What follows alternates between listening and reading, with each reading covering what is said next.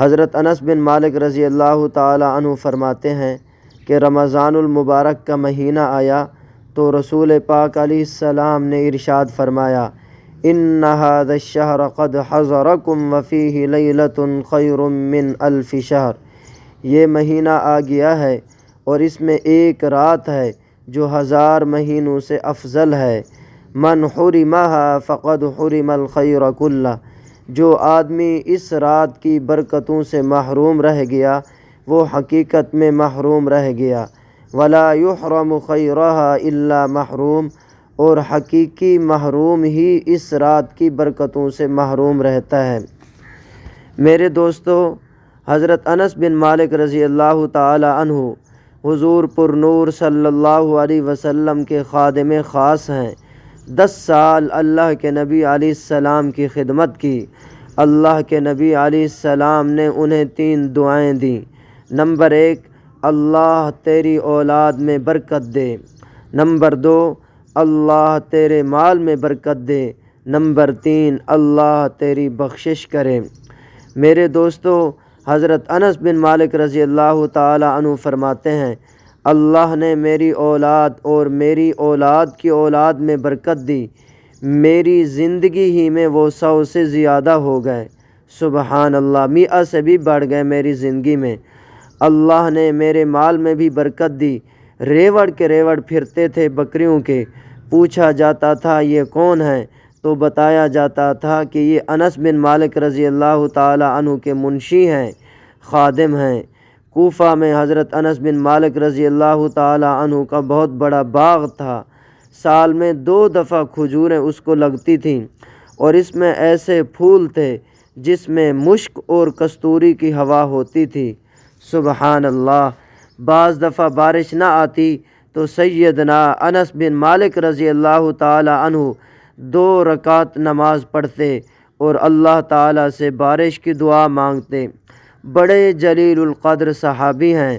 فرمایا تیسری دعا کی بھی امید ہے کہ میرا مالک میری بخشش کرے گا۔ سبحان اللہ۔ میرے دوستو، حضرت انس بن مالک رضی اللہ تعالی عنہ راوی ہیں، فرماتے ہیں ایک مرتبہ رمضان المبارک کا مہینہ آیا تو رسول اللہ صلی اللہ علیہ وسلم نے ارشاد فرمایا، یہ مہینہ آ گیا ہے اور اس میں ایک رات ہے جو 1000 مہینوں سے افضل ہے۔ جو آدمی اس رات کی برکتوں سے محروم رہ گیا وہ حقیقت میں محروم رہ گیا، اور حقیقی محروم ہی اس رات کی برکتوں سے محروم رہتا ہے۔ محترم عزیزو، اللہ کے نبی علیہ السلام نے پہلے 10 دن کا اعتکاف کیا، پھر فرمایا میں نے لیلۃ القدر کی تلاش میں اعتکاف کیا، اس عشرے میں نہیں ملی۔ اگلے 10 دن کا اعتکاف کیا، پھر فرمایا مجھے بتایا گیا کہ وہ رمضان شریف کے آخری عشرہ میں ہے۔ جو میرے ساتھ اعتکاف میں بیٹھے ہیں وہ اگلے 10 دن کا بھی اعتکاف کریں۔ چنانچہ اللہ کے نبی علیہ السلام نے اس سال میں تینوں عشروں کا اعتکاف کیا، پہلے عشرے کا بھی، دوسرے عشرے کا بھی، تیسرے عشرے کا بھی اعتکاف کیا۔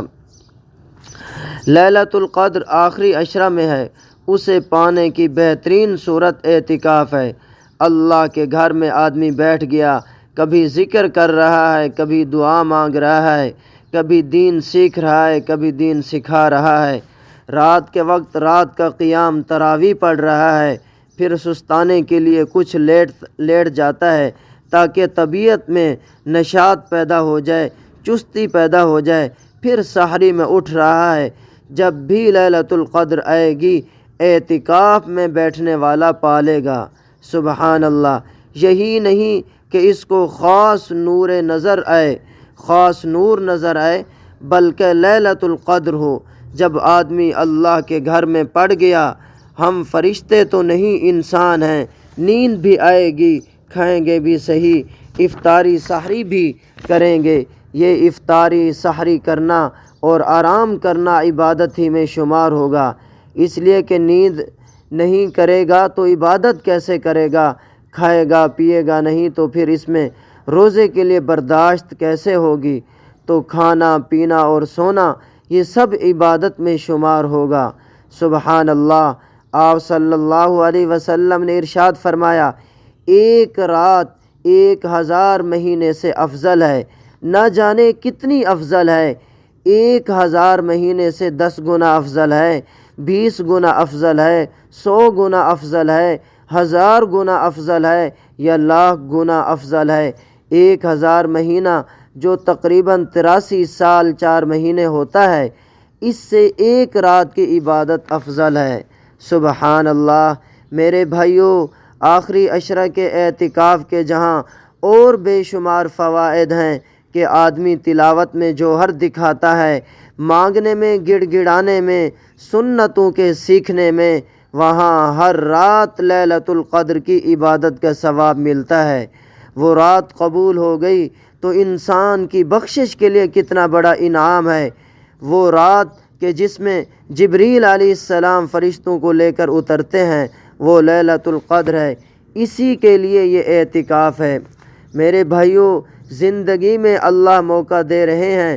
بہت سے ہمارے بھائی پچھلے رمضان میں تھے، اب نہیں، قبروں میں چلے گئے ہیں، ہمارا بھی کوئی پتہ نہیں۔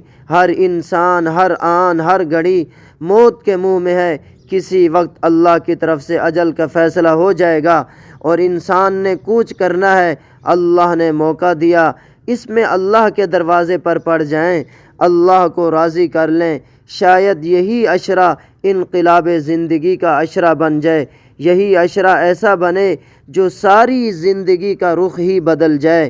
اور پھر اس میں لیلۃ القدر بھی ہے، جہاں 2 بھائی ہیں، ایک بھائی ہمت کرے، باپ بیٹا ہیں، ایک ان میں سے ہمت کرے، 3 ساتھی ہیں، ایک ہمت کرے، اس لیے کہ یہ بڑی عظیم عبادت ہے اور یہ عشرہ بھی بڑا قیمتی ہے۔ میرے محترم دوستو، رمضان سارے سال کا مغز اور یہ عشرہ رمضان کا مغز اور پھر لیلۃ القدر مغز کا مغز ہے، اس لیے کہ جو آخری عشرہ ابھی شروع ہو چکا ہے، اس میں تنافس دکھانا، آگے بڑھنا، اللہ کو راضی کرنا، اعتکاف میں مالک کے سامنے اپنے سر کو جھکانا، اللہ کی چوکھٹ اور دہلیز کو پکڑنا۔ اللہ ہم سب کو اس عظیم الشان عشرے کی قدردانی کی توفیق عطا فرمائے۔ آمین ثم آمین یا رب العالمین۔ آخر میں آپ سے گزارش یہ ہے، یہ حضور پر نور صلی اللہ علیہ وسلم کی احادیث مبارکہ ہیں، آپ صلی اللہ علیہ وسلم کے ارشادات نبویہ ہیں۔ ثواب کی نیت سے شیئر کر دیجئے گا۔ نیز آپ کو کوئی بھی دینی مسئلہ درپیش ہو، وہ بھی استفسار کر سکتے ہو۔ مفتی محمد افضل اوفی ان